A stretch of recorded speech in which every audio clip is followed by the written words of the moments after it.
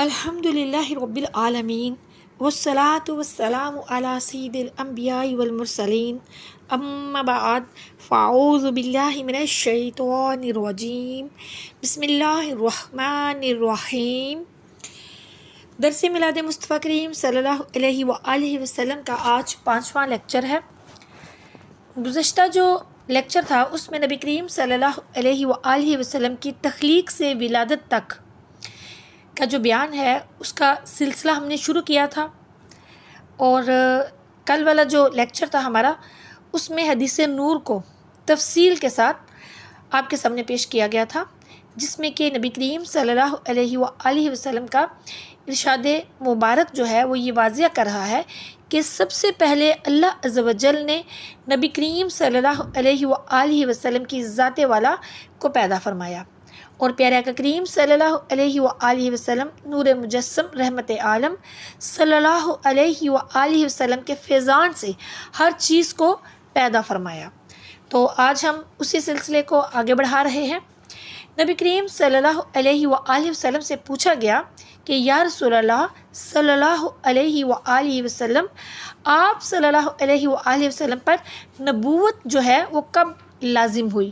تو پیارے آقا کریم صلی اللہ علیہ وآلہ وسلم نے فرمایا کہ میں اس وقت بھی نبی تھا کہ ابھی آدم علیہ السلام مٹی اور پانی کے درمیان میں تھے۔ اسی طرح بعض روایت میں ہے بین الروح والجسد، اس کے بھی الفاظ جو ہیں وہ ملتے ہیں کہ جناب آدم علیہ السلام روح اور جسم کے مابین تھے، ابھی خمیر تیار ہو رہا تھا۔ اس وقت اللہ عز و جل نے نبی محترم صلی اللہ علیہ وآلہ وسلم کو نبوت سے سرفراز فرما دیا تھا۔ پھر نبی کریم صلی اللہ علیہ وآلہ وسلم سے یہ سوال کیا گیا کہ اس آیت کا کیا مطلب ہے، یعنی وَإِذْ أَخَذْنَا مِنَ النَّبِيِّينَ مِيثَاقَهُمْ وَمِنْكَ وَمِن نُوحٍ۔ تو نبی کریم صلی اللہ علیہ وآلہ وسلم نے فرمایا کنت اول الانبیاء فی الخلق وآخرہم فی البعث، یعنی کہ پیارا کریم صلی اللہ علیہ وآلہ وسلم نے فرمایا کہ میں تخلیق میں پہلا نبی ہوں اور مبعوث ہونے کے اعتبار سے آخری نبی صلی اللہ علیہ وآلہ وسلم ہوں۔ یہ روایت بھی اسی پر شاہد ہے کہ اللہ عز و جل نے سب سے پہلے نبی کریم صلی اللہ علیہ وآلہ وسلم کی ذات مبارکہ کو پیدا فرمایا۔ قرآن مجید فرقان حمید کی 2 اور آیات جو اس بات پر دلالت کرتی ہیں کہ اللہ عز و جل نے اس انسان کی تخلیق سے پہلے عالم ارواح میں انبیاء کرام علیہ السلام کی ارواح جو ہیں ان سے وعدہ لیا، پھر انسانوں کی ارواح جو ہیں ان سے وعدہ لیا، اور اللہ عز و جل نے ان وعدوں میں نبی کریم صلی اللہ علیہ وآلہ وسلم کو شان جو ان کی شان ہے اس کو بیان کیا۔ اس حوالے سے قرآن کریم کی وہ آیت کریمہ جس میں اللہ رب العزت نے نبیوں کے وعدے کا ذکر کیا کہ اللہ تعالیٰ نے فرمایا، تو وہ سورہ آل عمران کی آیت نمبر 81 ہے، جس کا ترجمہ ہے کہ اور یاد کیجئے جب اللہ نے نبیوں سے وعدہ لیا کہ جب میں تمہیں کتاب اور حکمت عطا کر دوں، پھر تمہارے پاس میرے برگزیدہ رسول آئیں تو ان کی تصدیق کرتے ہوئے جو تمہارے پاس ہے، یعنی تم رسول ہو، نبی ہو، تو نبوت لے کے جاؤ، رسالت لے کر جاؤ، کتاب لے کے جاؤ، شریعت لے کے جاؤ کہ تمہارے بعد میرے پیارے رسول صلی اللہ علیہ وآلہ وسلم آئیں اور تمہاری نبوت اور رسالت اور کتاب کی تصدیق کریں، تو تم ضرور میرے اس برگزیدہ نبی صلی اللہ علیہ وآلہ وسلم پر ایمان لانا اور ضرور ان کی خدمت کرنا۔ یہ حکم جو ہے اللہ عز و جل نے ارشاد فرمایا سورہ آل عمران میں۔ تو اس حکم کے ارشاد فرمانے کے بعد اللہ تعالیٰ نے اور ارشاد فرمایا،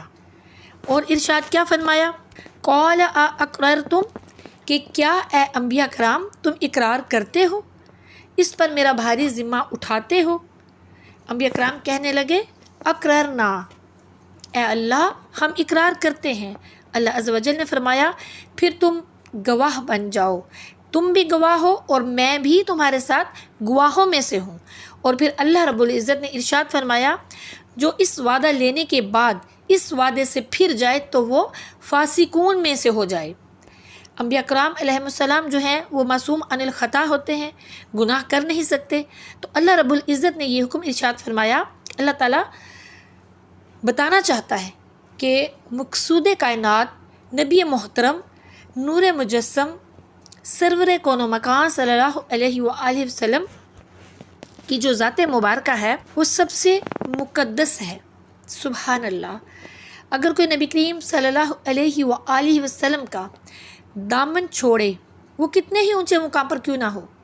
جب نبی کریم صلی اللہ علیہ وآلہ وسلم کا دامن چھوڑے گا تو ساری چیزوں سے الگ ہو جائے گا، سارے اس کے مقام درجات سب ختم ہو جائیں گے، سارے کے سارے جو درجات ہیں، سارے اس کے جو مقام ہیں وہ سارے چھین لیے جائیں گے، ختم ہو جائیں گے، دور ہو جائیں گے، چھین لیے جائیں گے، کچھ بھی اس کے پاس باقی نہیں بچے گا. ایک مقصود کائنات ہے نبی کریم صلی اللہ علیہ وآلہ وسلم کی ذات. اگر حضور نبی کریم صلی اللہ علیہ وسلم کا جو دامن ہے وہ چھوڑ دیا جائے تو کوئی چیز ایسی انسان کے پاس نہیں بچتی، کوئی چیز ایسی انسان کے پاس نہیں رہتی جو انسان کو اللہ عز و جل کی بارگاہ میں پہنچانے والی ہو. اگر اللہ عز و جل کی بارگاہ میں کوئی چیز پہنچانے والی ہے تو وہ نبی محترم رسول محتشم نور مجسم صلی اللہ علیہ وآلہ وسلم کی ذات مبارکہ ہے. پھر آقا کونین صلی اللہ علیہ وآلہ وسلم کی ذات مبارکہ کو اللہ عز و جل نے یہ مقام بھی اولیت میں عطا فرمایا کہ جس وقت یہ وعدہ لیا گیا تو انبیاء کی روحوں سے لیا گیا. تو ایک وعدہ وہ ہے جو تمام ارواح جو ہیں ان سے لیا، سارے زمانے کی جو روحیں ہیں ان سے بھی لیا، یعنی تمام انبیاء کرام علیہ السلام کی روحوں سے بھی لیا گیا اور جو باقی سارے انسان ہیں سب کی روحوں سے بھی لیا گیا. جس وقت اللہ رب العزت نے کائنات سے سوال کیا الست بربکم، کیا میں تمہارا رب نہیں ہوں، تو ساری روحوں نے اللہ عز و جل کی بارگاہ میں عرض کی بلا، ہاں تو ہمارا رب ہے. قالوا بلا، اللہ رب عز و جل نے قرآن مجید میں ذکر فرمایا. تو یہ اعزاز جو ہے نبی محترم رسول محتشم نور مجسم صلی اللہ علیہ وآلہ وسلم کی روح پر نور کو حاصل ہے کہ سب سے پہلے بلا کا جو لفظ ہے وہ نبی کریم صلی اللہ علیہ وآلہ وسلم کی ذات مبارکہ نے ارشاد فرمایا. پھر نبی کریم صلی اللہ علیہ وآلہ وسلم کی ذات کی اتباع کرتے ہوئے ہم نے اللہ کی توحید کا عالم ارواح میں اقرار کیا. امام باقر رحمۃ اللہ تعالیٰ علیہ اس حدیث مبارکہ کے راوی ہیں. ان سے پوچھا گیا کہ آقا کونین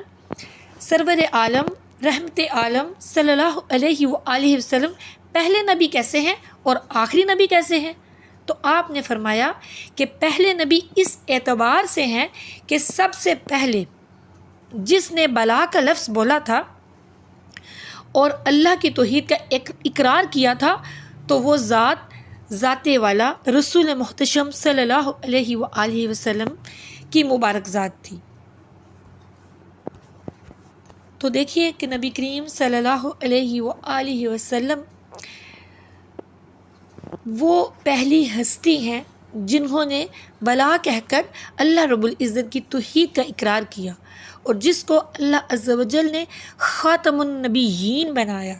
وہ ذات بھی آقا کونین سید المرسلین ختم النبیین صلی اللہ علیہ وآلہ وسلم کی ہے.